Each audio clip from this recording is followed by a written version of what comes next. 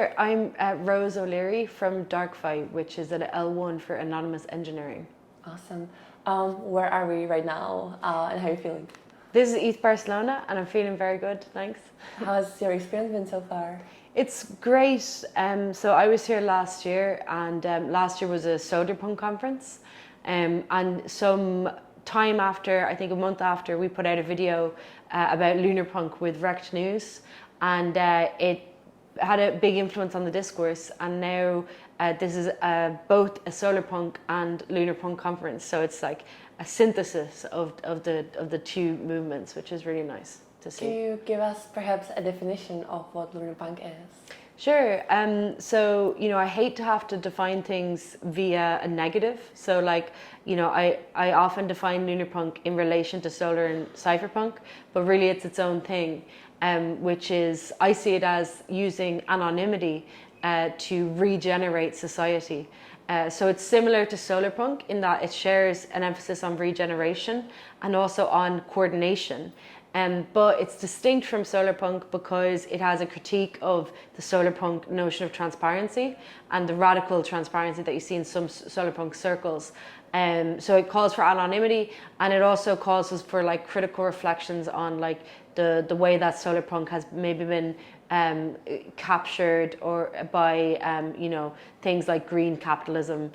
So it's like tries to be more resilient and anti-fragile. So that's a quick definition. I see it as neither the opposite of solarpunk nor the opposite of cypherpunk, but rather a synthesis of both that combines elements of cypherpunk, the tactics of cypherpunk, with the kind of affirmative energy of solarpunk, and in a way completes the meme. Mm-hmm. Yeah, last year we were solarpunk, now it's lunar punk, and I feel this really resonates with many people here, especially due to what's happening with the bear market and all that. So why do you think lunar punk might be like very relevant right now in the Web3 space? Yeah, so I think bear market definitely forces people to kind of come back to the core principles and reflect on like what is the vision that we're striving towards, and what is the actual destiny of crypto, like where are we bringing this. And the bull market is kind of like the tail end of those strong narratives that are created during bear markets. But also we had the tornado cash phenomena, which the kind of lunar punk video that we put out, we anticipated that this was going to happen, that there was going to be this kind of escalating cycle of regulation, and also this feedback between anonymity and surveillance measures, where the more kind of anonymous spaces are emerging, the harsher those the surveillance state will try to restrict that.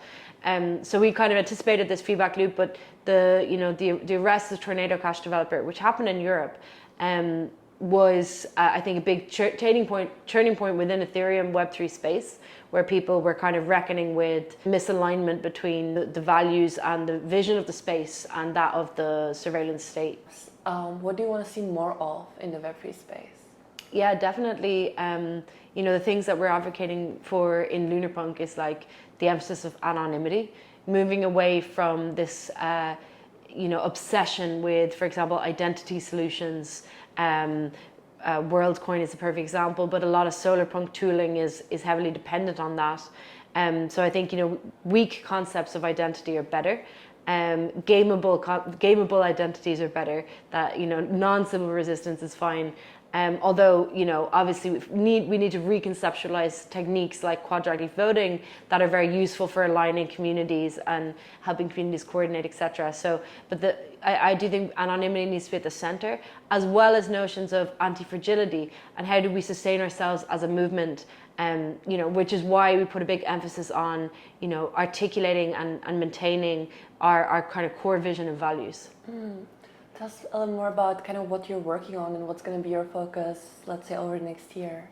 For sure. So the project that I work on is called DarkFi, and it's an L1 for anonymous engineering. And what we mean by that is it's basically exposes a toolkit to developers that they can use different techniques, such as zero knowledge, but not limited to that. We're extending it with multi-party computation, homomorphic encryption. So they have like a featureful set of tools that they can combine to create these new anonymous applications. And we see anonymous application design as a new design space that is fundamentally different to the kind of applications we've seen on Ethereum. So we're creating that kind of dark forest anonymous playground where developers can build anonymous applications.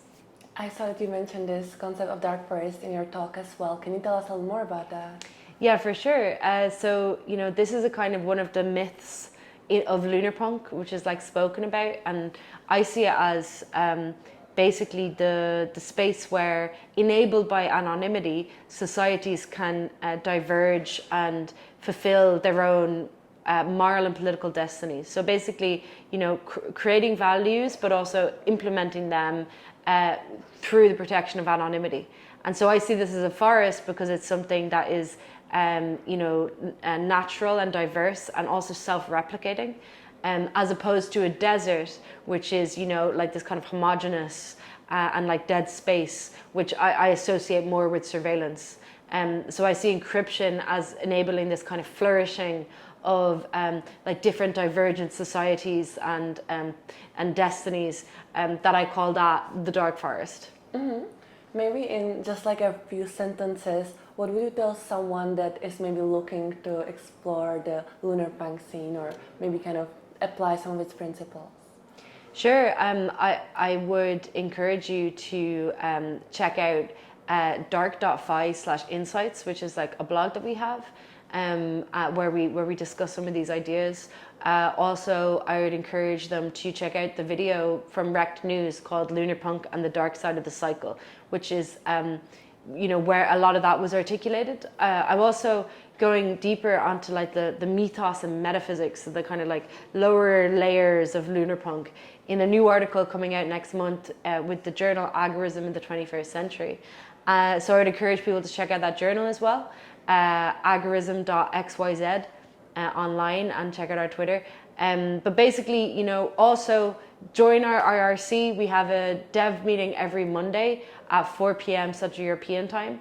You have to spin up a node and connect. You can connect any IRC client. But I would encourage, we're building the dark forest. We have to use our own anonymous tooling. We have to move away from Discord, even Twitter, all of these, we have to use self-sovereign infrastructure that we're developing, and, engage in the tools that we're promoting ourselves, which is a small thing, but it's already too much for many projects in crypto that are dependent on proprietary and centralized software as part of their coordination stack. So, go dark and adopt anonymous tooling and join us. So it's last day of Eth Barcelona. Do you have any interesting plans for the rest of the day? Are there any talks, panels, people that you want to meet? Anything else you want to do? I'm really excited to connect with more people. I'm around for another couple of days, but I have no real plans. I'm kind of working at the same time, so yeah. Busy, okay. I think we would like to ask you, if you don't mind, we're kind of asking people to design like a little NFT, basically draw something that they feel, or maybe they are inspired by Eth Barcelona. If you would like to just quickly draw something for us. Okay, yeah, sure, I'll do a picture. Can you show it up to the camera? Awesome, thank you so much. Thank you. Yeah,